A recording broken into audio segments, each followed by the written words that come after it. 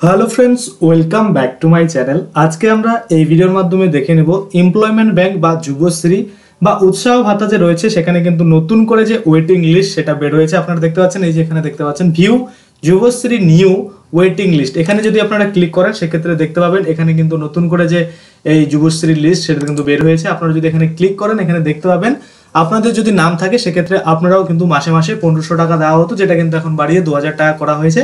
আপনারা চাইলে কিন্তু এখানে আপনারা কন্ট্রোল এফ দিয়ে আপনাদের যে নাম সেটা কিন্তু এখানে ফাইন্ড করে নিতে পারেন, বা চাইলে আপনারা এমনিও কিন্তু দেখতে পারেন। তো দেখুন এখানে আমি কন্ট্রোল এফ দিয়ে দিচ্ছি। এখানে আমি ধরুন একটা নাম খুঁজতে চাই, রঞ্জিত। এখানে ধরুন আমি রঞ্জিত লিখে দিলাম। যদি রঞ্জিত নামে থাকে তাহলে অবশ্যই এখানে দেখাবে।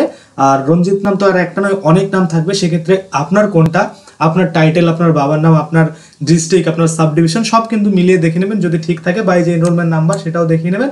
যদি দেখেন যে সব ঠিক আছে সেক্ষেত্রে কিন্তু আপনিও যখন আপনার ভেরিফিকেশন কমপ্লিট করাবেন তারপর থেকে কিন্তু আপনিও টাকা পেতে শুরু করবেন। এবার আমরা দেখব যারা নতুন করে আবেদন করতে চান তারা তো করতেই পারবেন এখানে, এবং দ্বিতীয়ত যারা অলরেডি আবেদন করে রেখেছেন, কেউ 2015 সালে আবেদন, কেউ 16, কেউ 17, কেউ 18, কেউ 19 এরকম সালে কিন্তু করে রেখেছেন, কিন্তু এখনো আপনাদের স্ট্যাটাস কিন্তু পরিবর্তন হয়নি বা কোনো রকম কিন্তু আপডেট হয়নি বা কোনো ওয়েটিং লিস্টে আপনাদের নামও আসেনি।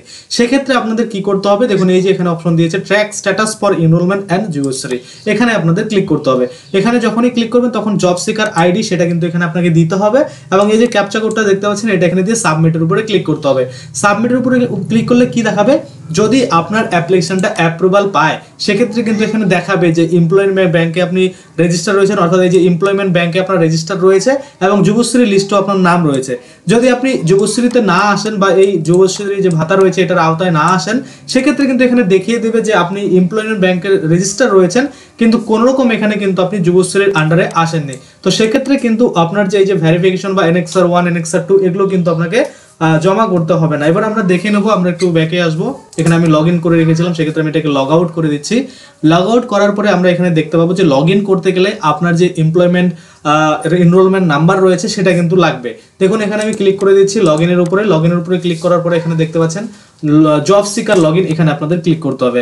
যখনই জব সিকার লগ ইনের উপরে ক্লিক করে দিলাম তখন আপনারা দেখতে পাচ্ছেন এখানে কিন্তু ইউজার নেম যেটা সেটা রয়েছে, এবং সাথে কিন্তু দেখুন পাসওয়ার্ড সেটাও কিন্তু রয়েছে। মানে আমি এটাকে অটো সেভ করে রেখেছিলাম গুগল ড্রাইভে, গুগল ক্রোমে, সেক্ষেত্রে কিন্তু এখানে চলে আসছে। আপনাদের ক্ষেত্রে আসবে না, আপনারা যখন ভেরিফিকেশন করিয়েছিলেন সেই যে রিসিপ্টটা রয়েছে সেখানে কিন্তু এই আপনার ইউজার নেম বা বলতে পারেন রেজিস্টার নাম্বার বা বলতে পারেন এনরোলমেন্ট নাম্বার সেটা কিন্তু থাকবে। সেটা আপনারা এখানে দিয়ে দেওয়ার পরে এই যে ক্যাপচা কোডটা দেখতে পাবেন, সেই ক্যাপচা কোডটা এখানে দেখে দেখে কিন্তু বসিয়ে দিতে হবে।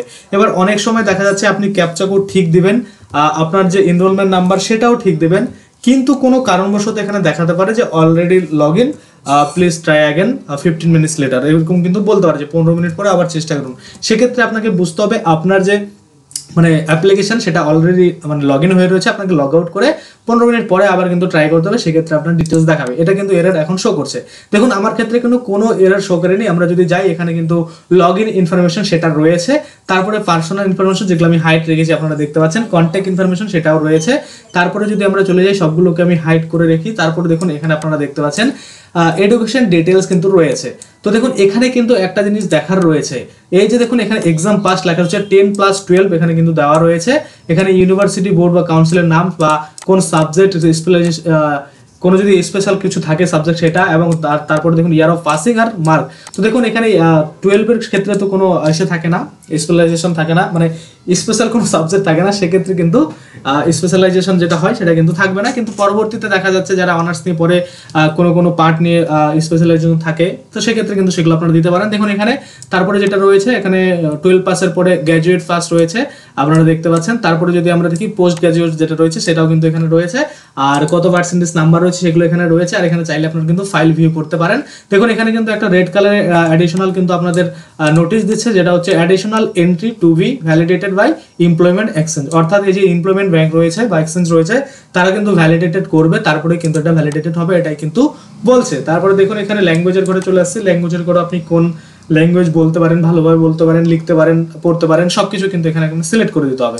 করে দেওয়ার পরে যদি আমরা একটু নিচের দিকে যাওয়ার চেষ্টা করি, নিচের দিকে আসলে আমরা দেখতে পাবো ফিজিক্যাল মেজারমেন্ট যেটা রয়েছে সেটা আপনার যেটা হবে সেটা আপনারা কিন্তু এখানে দিয়ে দিবেন। তারপরে যদি আমরা আরেকটু নিচের দিকে যাওয়ার চেষ্টা করি তাহলে এখানে আমরা দেখতে পাবো মোটামুটি ফটো অ্যান্ড সিভি। এখানে আপনারা দেখতে পাচ্ছেন আপনার যে ফটো সেটাকে আপলোড করতে হবে। এখানে ফাইলটা নট ফাউন্ড দেখাচ্ছে কিন্তু এখানে আপলোড হয়ে থাকে।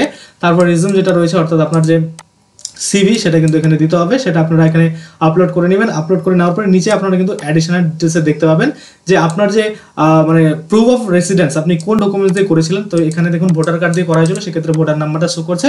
আপনি যদি অন্য কিছু আইডি দিয়ে করে থাকেন সেক্ষেত্রে ওই আইডির নাম্বারটা কিন্তু এখানে শো করবে। তারপর পাসপোর্ট নাম্বার দিলে আপনারা দিতে পারেন। তারপর এখানে আপনারা দেখতে পাচ্ছেন বাকি উইলিং টু রিলোকেট, এখানে উইথিন স্টেট এখানে লেখা রয়েছে হয়দার এক্স সার্ভিসম্যান কিনা, সেটা কিন্তু নো লেখা রয়েছে। আপনারা চাইলে এখান থেকে কিন্তু চেঞ্জও করতে পারেন।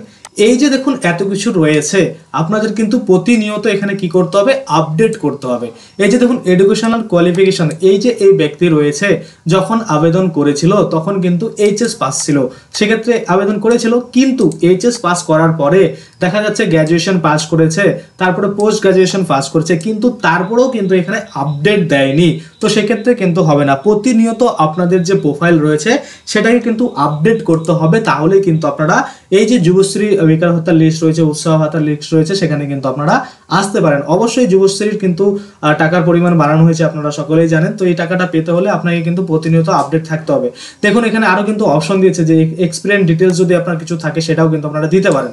দেখুন এখানে এক্সপিরিয়েন্স ডিটেলস, ধরুন আপনি কোথাও 1 বছর কাজ করেছেন, 2 বছর কাজ করেছেন, সেক্ষেত্রে আপনার অবশ্যই এক্সপিরিয়েন্সটা কিন্তু এখানে অ্যাড করবেন, কারণ এটা কিন্তু অনেকটাই ডট ডটের হয়ে কাজ করে, অর্থাৎ এটা কিন্তু অনেকটাই আপনার প্লাস পয়েন্ট হয়ে কাজ করে।